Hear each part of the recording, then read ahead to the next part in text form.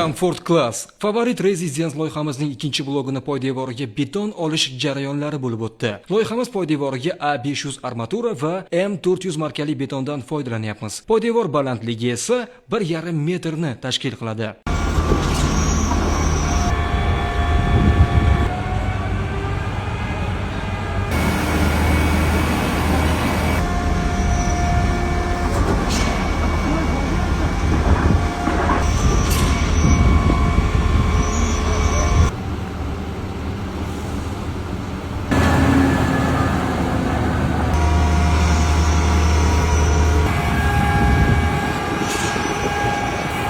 Birinchi blogimizning birinchi qavati ko'tarilib bo'lib, ikkinchi qavat beton olish ishlari ketmoqda.